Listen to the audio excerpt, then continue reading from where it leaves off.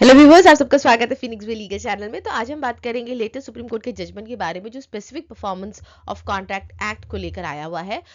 ये one of the मुझे लगता है पाइनियर जजमेंट बनने वाला है। दो थोड़ा सा जजमेंट पे मुझे पर्सनली जब मैंने इसको पढ़ा था तो मुझे इसकी प्रैक्टिकलिटी पे थोड़ा सा इशू फील हुआ था, बट नेवरदलेस क्योंकि स्पेसिफिक परफॉर्मेंस ऑफ कॉन्ट्रैक्ट पे आया है, बोनाफाइड वर्ड पे इंटरप्रिटेशन इसमें किया गया है। देयरफॉर ये एक तरह से इंपॉर्टेंट जजमेंट बन जाता है। जहाँ के भी स्पेसिफिक परफॉर्मेंस ऑफ कॉन्ट्रैक्ट के केसेस होंगे वहाँ पे ये जजमेंट अब बहुत ही मायने रखने लग जाएगा, और बहुत सारे तो केसेस मुझे ऐसा भी लगता है कि इस जजमेंट के बाद में वो खत्म भी हो सकते हैं। तो चलिए वीडियो को स्टार्ट करते हैं। वीडियो को स्टार्ट करने से पहले एज यूजुअल मेरे चैनल को लाइक शेयर सब्सक्राइब प्लीज कर लीजिएगा। बहुत मेहनत लगता है, क्योंकि कोई भी टॉपिक पे अगर हम आ रहे हैं, जजमेंट पे आ रहे हैं, तो पहले उस पर क्लैरिटी मेरा होना बहुत ज़रूरी लगता है, और रिसर्च पे टाइम भी लगता है। तो अगर सपोर्ट रहता है तो बहुत अच्छा फील होता है। And at the same time मैं उन सारे लोगों को थैंक यू बोलना चाहूँगी जो कमेंट सेक्शन पे कमेंट करते हैं, सवाल पूछते हैं, अप्रिशिएशन करते हैं। Thank you so much for your support. तो चलिए वीडियो को स्टार्ट करते हैं। जो केस का नाम है वो है Manjeet Singh and others versus Darshana Devi and others.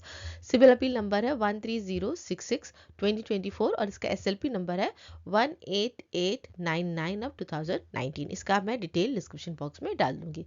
जब डिस्क्रिप्शन बॉक्स की बात कर ही रही हूँ तो फिनिक्स भी लीगल बहुत सारे सर्विसेज के साथ में आता है।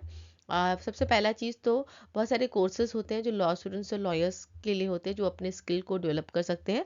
ड्राफ्टिंग को लेकर होता है, चाहे वो सिविल का हो, क्रिमिनल का हो या फिर कॉन्ट्रैक्ट का हो। साथ ही साथ में इन कोर्सेज के साथ में प्लेसमेंट भी प्रोवाइड किया जाता है, जॉब्स भी प्रोवाइड करा दिया जाता है 100%। साथ ही साथ में सारे फॉर्मेट्स जो होते हैं वो भी प्रोवाइड किया जाता है। कोई भी तरह का सर्विस अगर आपको चाहिए तो नंबर दिया गया, आप जान जा कर वहाँ पे डिटेल्स पता कर सकते हैं।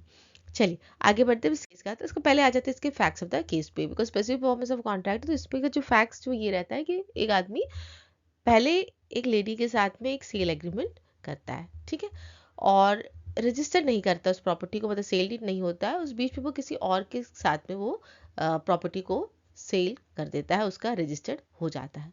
तो ये जो लेडी रहती है ये केस फाइल कर देती है for this on the basis of that agreement कि स्पेसिफिक परफॉर्मेंस ऑफ कॉन्ट्रैक्ट का केस फाइल करती है। तो इस पर जिस पार्टी के नाम से जो सेल डीड हो गया था, जिसने खरीदा था, वो पार्टी जो डिफेंस लेता है वो ये लेता है कि उन्होंने जो प्रॉपर्टी को खरीदा था वो अंडर सेक्शन 19 और स्पेसिफिक रिलीफ एक्ट 1963 के तहत में लिया था, और वो एक जेन्युइन परचेजर है, एक बोनाफाइड परचेजर है। देयरफॉर उनका जो सेल है उसको कैंसिल ना किया जाए। तो सबसे अब हम सुप्रीम कोर्ट के जजमेंट जाने से पहले हम सेक्शन 19 को समझेंगे, जो स्पेसिफिक रिलीफ एक्ट है ये क्या बोलता है। तो जो रिलीफ है सेक्शन 19 जो बोलता है, relief against parties and persons claiming under them by subsequent title. ये उन लोगों के लिए है, इस टाइप के केसेस के लिए है जहां पर एक को सेल कर दिया गया है और उसके बाद जो दूसरा आदमी है वो भी प्रॉपर्टी खरीद लेता है, ये बिना जाने समझे कि ये प्रॉपर्टी पहले ऑलरेडी सेल हुई है। तो ऐसे जो सेकंड परचेजर है, जिनको पता भी नहीं था कि पहले इसने किसी को सेल कर दिया। अब देखिए, मुझे अगर पता होगा कि प्रॉपर्टी ऑलरेडी सेल हो चुकी है किसी और को, तो मैं क्यों खरीदूंगी, है ना। तो मुझे पता नहीं था, मैं एक जेन्युइन पर्सन हूँ, तभी तो मैं प्रॉपर्टी को दोबारा मैं ले रही हूँ उसको। तो इन लोगों का प्रोटेक्शन के लिए सेक्शन 19 बना हुआ है। तो यहाँ पे ऐसा बोला जाता है जो ए है, except as otherwise provided by the chapter specific performance of contract में be enforced against sub clause A either party thereto sub clause B any other person claiming under him by a title arising subsequently to the contract except the transferee for value who has paid his money in good faith and without notice of the original contract. तो यहाँ पे जो सब clause B है उस पर ध्यान देना है, जहाँ पे उन्होंने बोला कि गुड फेथ में उन्होंने खरीद लिया है, पता ही नहीं था कि पहले तो सेल हो चुका है। बाकी में सी जो है वो any person claiming under title which though prior to the contract and known to the plaintiff might have been displaced by the defendant.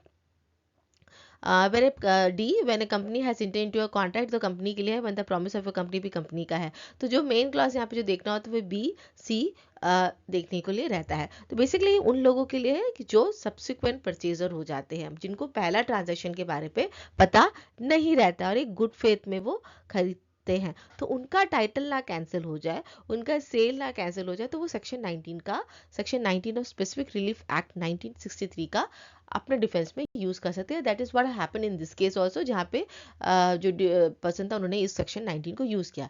अभी आते हैं हम सुप्रीम कोर्ट ने क्या इंटरप्रेट किया है सेक्शन 19 का, which many people may not like it. As I said कि इसका प्रैक्टिकल डिफिकल्टी एक अलग लेवल का होता है। ग्राउंड लेवल की जो प्रैक्टिकल डिफिकल्टी है वो इस जजमेंट के बाद में थोड़ा सा मुश्किल होगा।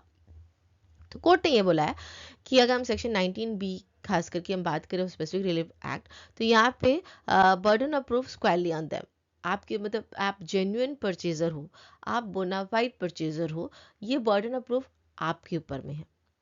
आपको प्रूफ करना है कि आप एक जेन्युइन पर्सन थे। और जेन्युइन पर्सन सिर्फ ये बोल के नहीं बोल सकते हो कि मुझे तो पहले वाला जो ट्रांजैक्शन था वो पता नहीं था।